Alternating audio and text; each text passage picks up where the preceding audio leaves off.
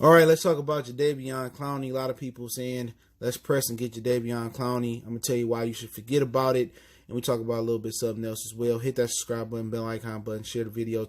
Check out the Detroit Lions talk playlist for more videos like this, man. And reason I say forget about it is because he has a huge offer on the table from Cleveland, and if he don't want to go to Cleveland for big money, we probably not gonna even be able to match the money that Cleveland is allegedly offering. He ain't coming to Detroit, all right?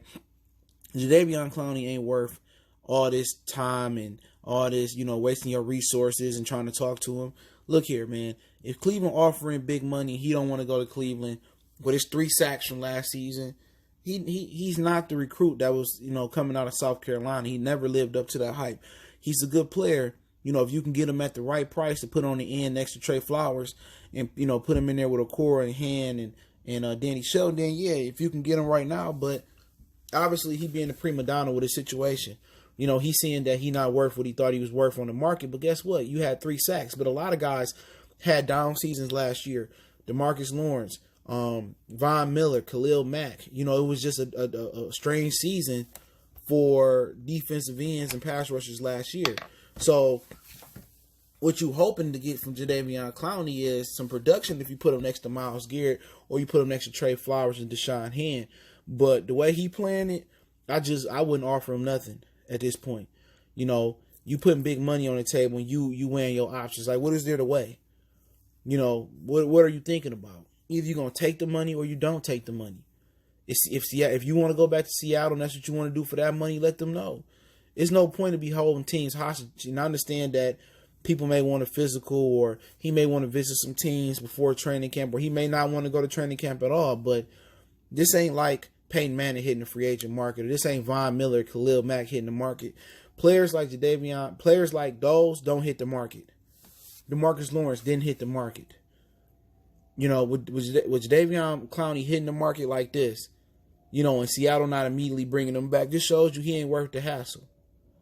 He think he bigger than what he is. And there's no disrespect to him. It's just the obvious facts.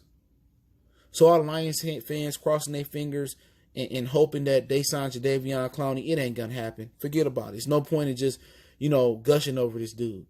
Go down a few slots and check out an Everson Griffin type of guy. He believe he's still this number 1 pick coming out of South Carolina that's popping shit and that's hot in these streets, and he coming off a 10 or 15 sack year and that everybody want him. If he was that valued, he'd be gone already. Guys like Jadeveon Clowney, that what he perceive himself to be, they don't stay on the market. They don't get to the market.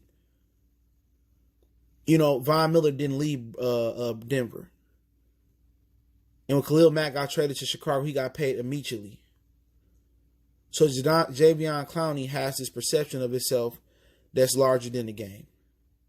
That's bigger than what it is. So for a lot of Lions fans that's sitting there hoping and wishing and praying that he comes here, he's not coming here. He want to go somewhere where the surrounding area is great. He want to go somewhere like Miami. Well, he didn't want to go to Miami, but he want to go somewhere that's probably going to win. He said that. He want to be part of a winner. Then go back to Seattle. But you know what? He don't want to sacrifice that cash. He wants his cake and eat it too, but life is not always dishing out that that option.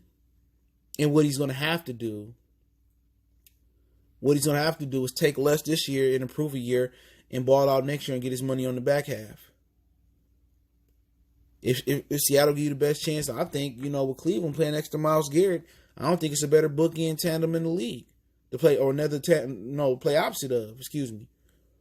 You should be able to get 10 sacks. You want to go out to LA and play with Aaron Donald for less money? Well, I don't think they got too much money. But forget about the Jadeveon Clowney pipe dream. Forget about it. But also, it begs the question where you have a lot of prominent talent in free agents out here. Free agency. You got Cam, you got Everson Griffin, you got Larry Warford. Why don't the Lions ever go for players like that? Now, Bob Quinn tried to make it happen, Captain, with I'm drawing a blank. Mike Daniels last year. He tried to make it happen with that. But the Lions haven't consistently took chances and took risks in the draft or free agency. Sometimes they were so conservative with some of their draft picks that it became a high risk. Now, that may not make sense, but they got a lot of risky draft picks from being conservative and being timid in the draft.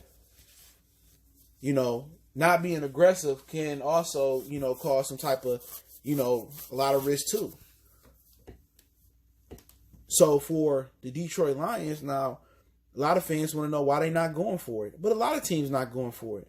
Larry Warford's still out there, and I think a lot of that got to do with not being able to get these guys in the building and do physicals. But even when you could do physicals and there was no corona, there was no pandemic, even when you can do those type of things, you feel me? The Lions still weren't taking advantage. They still weren't trying to do nothing. You know, if they're not going to extend Kenny Galladay, you know, and they're not going to sign a player, they're just sitting on the money. There's Everson Griffin out there. There's Cam Newton out there. There's Larry Warford out there. Cordy Glenn out there. Kelvin Beachum out there. Logan Ryan out there. There's guys that can help the Lions. Drake Kirkpatrick out there. There are serious guys that can help the Lions out in the front line. Marcus Golden, a lot of people love him. It ain't like you about to break the bank with none of these guys.